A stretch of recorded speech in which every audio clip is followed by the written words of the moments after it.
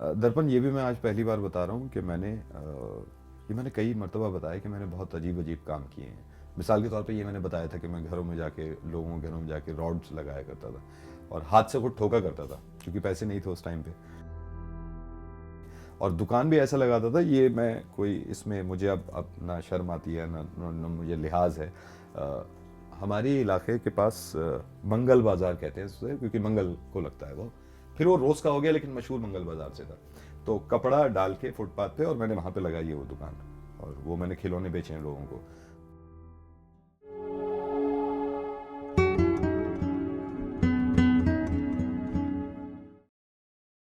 So welcome to Storytellers. Thank you so much, शुक्रिया। So it's a pleasure that I am sitting with you today.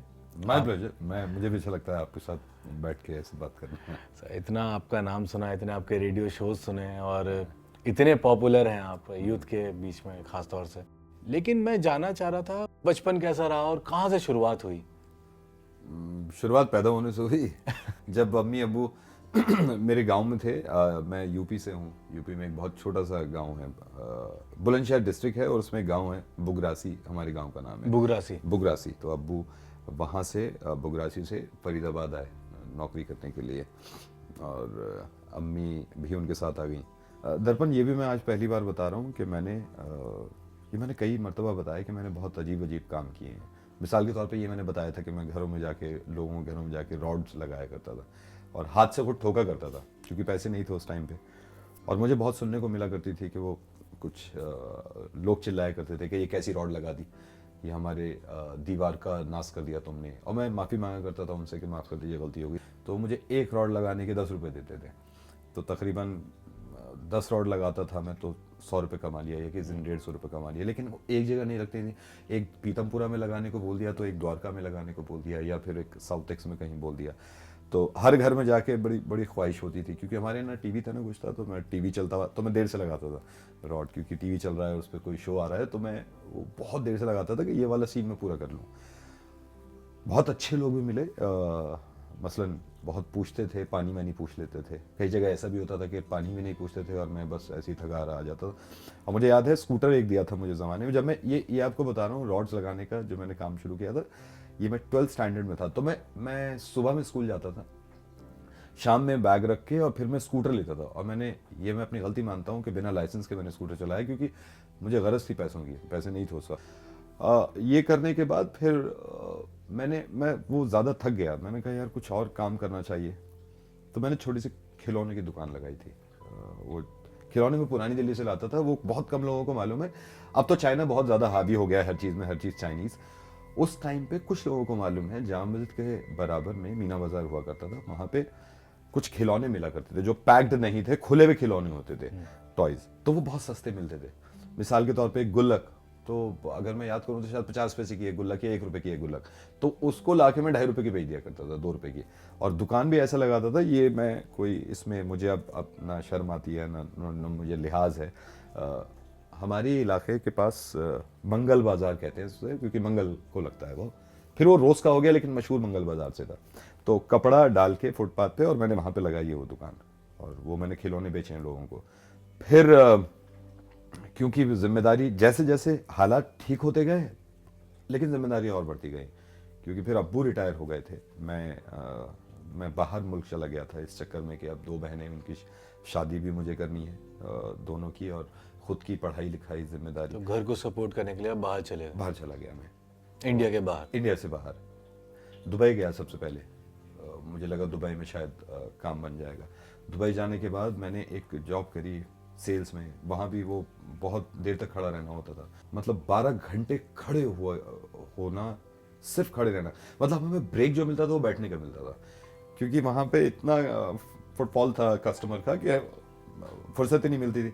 तो हम अपने supervisor से कहते थे कि सर मेरा ब्रेक का टाइम है, मैं 20 मिनट बैठना चाह रहा हूँ।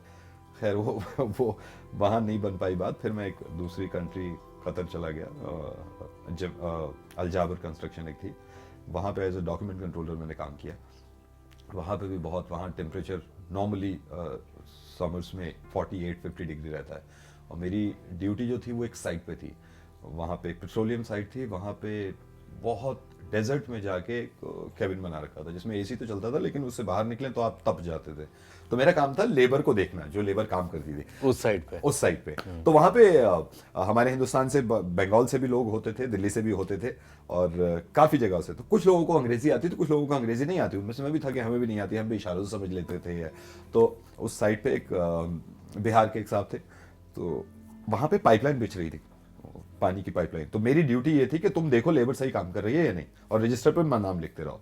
तो पाइपलाइन बिक रही थी। एक दिन मैं बहुत दूर था, पाइपलाइन से 150 कदम दूर होगा, वहां से एक भागा हुआ बिहार के वो साहब थे, भागे हुए आए मेरे पास। तो हमारे जो इमीडिएट बॉस थे, उनका नाम भूल गया, वो फिरंग थे, गोरे थे, उनको हिंदी बिल्कुल नहीं आती थी। अब जो ये बिहार से जो भाई साहब थे, इनके सामने पाइपलाइन फट गई थी और पानी निकल रहा था उसमें से बहुत प्रेशर से। तो मैं और वो भाई साहब फिरंग वो खड़े हुए, तो वो भागा आया, सर सर सर। तो उसने जो गोरा था वो चिल्लाया, या व्हाट हैपेंड। अब ये बताना चाह रहा था कि क्या हुआ। अब ये बहुत हड़बड़ाता, सर सर सर सर ऐसे करके उसने कहा, या व्हाट हैपेंड। तो इसने बस ऐसे किया। आप यकीन करिएगा, ये जो भाई साहब थे फिरंग, ये एक सेकंड नहीं लगा, ये समझ गया कि पाइप फट गया। तो मुझे ये लगा, यार ये कितनी खूबसूरत चीज है, कैसे बता दी इसने। मैं आपको ये बता रहा हूँ, वहाँ के बहुत किस्से हैं जो मैंने कभी नहीं बताए, क्योंकि लैंग्वेज का बड़ा फर्क रहता है। क्योंकि हम अंग्रेजी नहीं जानते थे, वहाँ के लोग अरबी जानते हैं, उनको हिंदी नहीं आती, तो कम्युनिकेशन गैप है। फिर लेकिन अगेन वो मेरा ज़्यादा वक्त वहाँ नहीं बीत पाया। मैं 1.5 साल मुश्किल से कतर रहा, वापस आ गया हिंदुस्तान, क्योंकि अम्मी की तबीयत ठीक नहीं रहती थी, वो हार्ट पेशेंट हैं, अब भी उनको प्रॉब्लम रहती है। मैं वापस आ गया, फिर यहाँ पे कुछ दिन रुका दिल्ली में, मतलब दिल्ली में। फिर मैंने सोचा यार अब कुछ करना है। तो फाइनली जब मुझे पता चला कि मैं बोलता हूँ, ज़्यादा बोलता हूँ, मतलब ज़्यादा ऐसा नहीं कि मैं किसी को झिला रहा हूँ, लेकिन लोग कहते थे कि तुम बोला करो, बोलने में अच्छा लगता है, आवाज़ अच्छी लगती है। कॉल सेंटर अप्लाई किया, private call centre, domestic call centre, उसमें इनबाउंड प्रोसेस, उसमें नौकरी लगी। 3-4 साल वहाँ के भी बहुत अच्छे फनी इंसिडेंट हैं, क्योंकि वहाँ पे भी मैंने बड़ा अजीब, सिर्फ बोलना ही नहीं था। आप यकीन करिएगा दर्पण, मेरा अपॉइंटमेंट हुआ ही इसलिए कि मैं तरह तरह से बोलता था। उन्होंने मुझसे कहा ही ये था कि तुम्हें एक तरह की जॉब नहीं करनी है। तो उन्होंने पहले मेरी आवाज़ें सुनी, फिर अंदाज सुने। तो मेरी ड्यूटी वहाँ ये थी कि कभी तो मैं लड़की बन के बोलता था वहाँ पे, कभी मैं बूढ़ा इंसान बन के बोलता था, कभी पंजाबी, कभी जाट, कभी गुजर। तो इस चीज़ से इनको फ़ायदे होते थे। तो मुझे फिर एक एस्केलेशन डेस्क पे भेज दिया, जहाँ पे कोई बहुत भड़का हुआ कस्टमर है तो मुझे ट्रांसफ़र करते थे कि भाई जल्दी से सीनियर बन जा। जब आप यकीन करिए, मैंने कभी रेडियो सुना नहीं था जब मैं जॉब करता था। जैसे आप और मैं बात कर रहे थे, अमीन सैनी साहब को ज़रूर सुना था, जाहिर है उन्होंने रेडियो की शुरुआत करी और लेजेंड हैं, और मतलब उनसे पहचाना जाता है रेडियो। लेकिन जब मैंने रेडियो में 2004 में प्राइवेट एफएम का पहला वो आरजे हंट था। अच्छा, एक कॉन्टेस्ट हुआ, उसमें जीते आप? बाकायदा कॉन्टेस्ट हुआ, 35,000 पार्टिसिपेंट्स थे जब, और ये 2004 की बात है।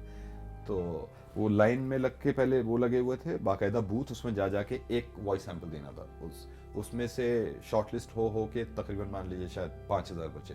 फिर 5,000 का अलग अलग टेस्ट हुआ कि एक टॉपिक दिया, कुछ दिया, उनको फिर शॉर्टलिस्ट करके जूरी के सामने भेज दिया। फिर टॉप 10 बच गए। 10 में से मैं 2 लड़के और बाकी 8 लड़कियां थीं। फिर इनमें से एक लेना था। तो ये अपने आप में बहुत बड़ी बात है कि 35,000 लोगों में 35,000 लोग थे उस वक्त। आपका नाम आया। मिर्ची ने नो डाउट मुझे बताया कि रेडियो क्या है, एक्चुअली रेडियो की दुनिया क्या है, वो बताते थे रेडियो के। उन्होंने मुझे उसूल बताए, रूल्स, कि रेडियो ऐसे होता है। सजाया आपने अपने तरीके से। बिल्कुल सही कहा। मिसाल के तौर पे जब मैं रेडियो ज्वाइन किया था और मैं रेडियो सुना और मुझे ट्रेनिंग मिलती थी, तो रेडियो जॉकी ऐसे होता था कि दुनिया इधर की उधर हो जाए, वो हिलता नहीं था। अब ये चीज़ें सारे ही ऐसे करते थे, सब ऐसे कर रहे हैं। पुराना भी रेडियो उठा के देखें, सारे ऐसे करते हैं। आपने उसको रिवोल्यूशनाइज कर दिया। हाँ, प्राइवेट ने तो कर ही दिया था, प्राइवेट रेडियो एफएम ने तो कर ही दिया था ये। मैंने उसमें भी ये करा कि मैं रेडियो पे खांसूंगा। मुझे खांसी आ रही थी एक दिन, तो मैंने खांस के शो किया। क्यों? मैंने कहा अपने लिसनर से, मुझे खांसी है भाई, मैं खांस सकता हूँ। मतलब रेडियो जॉकी इंसान है, उसे खांसी हो सकती है, उसे छींक आ सकती है, उसे वॉशरूम जाना है। मैं तो ये भी कह के गया हूँ कि मैं बहुत प्रेशर बन रहा है, जरा टॉयलेट जा रहा हूँ, गाने सुनते रहो। तो उनको लगा बड़ा अपना सा है यार, क्योंकि घर में वो भी यही करते हैं, उनको भी बुखार हो जाता है। हिचकियां आ रही थी एक दिन, तो मैंने पूरा शो ही हिचकियों में निकाल दिया, क्योंकि मैंने कहा मैं आपको बिल्कुल अपना समझता हूँ, जैसे मैं घर में बता दिया मैंने हिचकियां आ रही हैं, ऐसे ही आपको बता रहा हूँ, आज हिचकियों में ही शो होगा। लिसनर को लेते थे हम, तो लिसनर अगर अटक गया या ऐसे हो गया या उसे भी खांसी आ गई, तो हम हटा देते थे, अरे बड़ी खराब चीज़ है, क्यों भाई, वो भी इंसान है। तो मैं वो चीज़ें रख लेता था और वो चीज़ें डाल देता था ऑन एयर। तो ये सर, इसमें ये जो सोशल एंगल दिया आपने, सोशल इश्यूज पे जो प्रैंक करने शुरू किया, ये कैसे शुरुआत हुई? ये भी मुझे मालूम था, क्योंकि जब मैं घर में होता हूँ तो मैं ये सोच रहा था एक दिन, यार मैं हर वक्त तो नहीं हंसता। मिसाल के तौर पे अगर मैं यहाँ पे हंस रहा हूँ आपके सामने, और हमारी पड़ोस में, नेबर में किसी की तबीयत खराब हो, तो मैं ऑब्वियसली मैं थोड़ा सा मैं हो जाऊंगा कि मैं इस वक्त तो हंसी मजाक नहीं कर सकता। तो ऐसे ही जैसे दिल्ली में एक मरतबा बॉम्ब ब्लास्ट हुआ था, और मैं शो कर ही रहा था उस वक्त, सीरियल ब्लास्ट हुए थे दिल्ली में जब, अनफॉर्चुनेटली, तो मैं शो कर रहा था। तो मुझे उस दिन जाहिर हो कि मैं आज फनी चीज़ नहीं कर सकता, क्योंकि ये रेडियो जॉकी होने की नहीं, इंसान होने के नाते एक बहुत गलत चीज़ होगी कि क्यों कर रहा हूँ मैं ऐसा, और एक रिस्पॉन्सिबिलिटी। और एक रिस्पॉन्सिबिलिटी। मिसाल के तौर पे कोई तुगलकाबाद में कोई बदमाश था जो जो लड़कियों को परेशान करता था, और मुझे उसके बारे में पता चला कि उसकी यही करता है। वो निकलता है कॉलेज के बाहर, खड़ा होता है और पूरे पूरे कमेंट पास करना और लड़कियों के साथ छेड़खानी करना। तो मैंने उसे फ़ोन किया था, और मैं खुद भी बदमाश बन के टोन में उसने आवाज़ करी। तो मैंने कहा यार एक लड़की बहुत पसंद है, उसको पटाना है। तो मैंने उसको ये मजबूर कर दिया कि वो मुझे समझ रहा है कि मैं भी एक बिगड़ा हुआ इंसान हूँ। बोला तो कर देंगे, 2 मिनट का काम है। तो मैंने कहा यार पुलिस का झंझट। बोला यार पुलिस से तो हम यूँ निमट लेंगे, और लड़की है तो क्या हुआ, ये तो बता लड़की कहाँ है, हम पटवाएंगे, तो उससे प्रपोज मेरे सामने करियो। तो मैंने कहा वहीं रहती है जहाँ तू रहता है, तुगलकाबाद। बोला तुगलकाबाद में फिर तो अपना एरिया, बता कौन सी है। मैंने कहा गली नंबर ये है। बोला कौन सी गली बताई। मैंने कहा, बोला एड्रेस बता। मैंने कहा एड्रेस ये है। एड्रेस उसके घर का था। बोला नाम बता लड़की का। मैंने उसकी बहन का नाम बता दिया।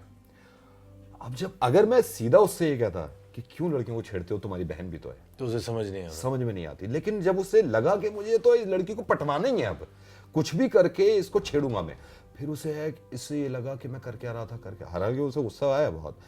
लेकिन बाद में मैंने उसे फ़ोन किया तो उसे रियलाइज़ हुआ कि यार सही कह रहा था, मैं माफ़ी मांगता हूँ, अब आज के बाद ये नहीं करूँगा। वो डर वर गया कि पुलिस केस मत करना। मैंने कहा पुलिस केस नहीं कर रहा, लेकिन ये हरकत मत करो यार। अभी तो मैं सोच रहा हूँ, मैं ये कहा ही था, मैं तुम्हें बता ही रहा था, अगर कुछ खुदा न खास कोई वाकई में कर देता तो ये बहुत गलत है। तो मुझे लगता है बताने का तरीका सही होना चाहिए। इसीलिए प्रैंक कॉल में सोशल मैसेज ये काम करता है। उसको प्रैंक कॉल कह लीजिए, आप मुर्गा कह लीजिए, या आप कुछ भी उसको नाम दे दीजिए।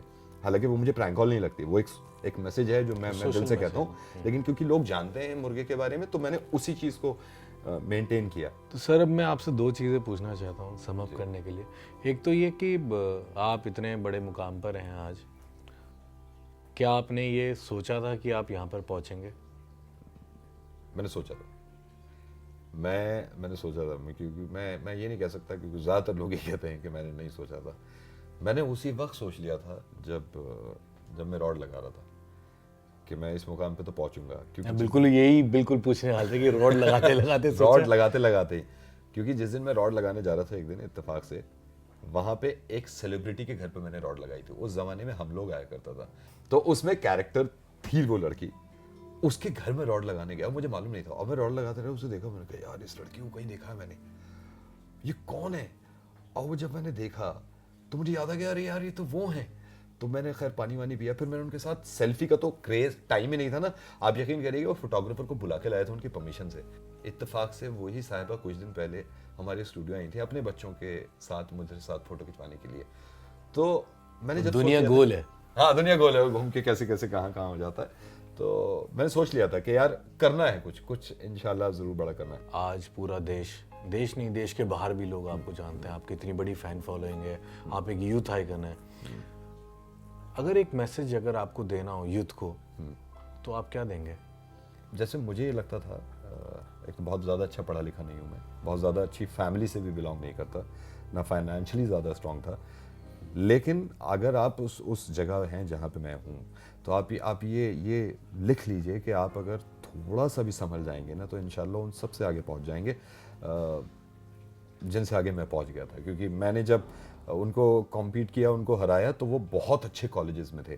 तो आप कहीं भी ये लगता है कि माँ बाप की तरफ से सपोर्ट नहीं है, या फैमिली की तरफ से, या पैसे की तरफ से, तो इस चीज़ से बिल्कुल निराश ना हो। आप अगर आपने ये ठान ली, तो जब मुझ जैसा यहाँ आ सकता है फिर तो इंशाल्लाह आसमान पड़ा आपके आगे। सो गुड लक सबको, मैं ऑल द बेस्ट ही कहूँगा। और हम उम्मीद करेंगे कि बहुत जल्दी आपसे दोबारा मुलाकात हो। इंशाल्लाह। Thank you so much. Thank you, sir. Thank you.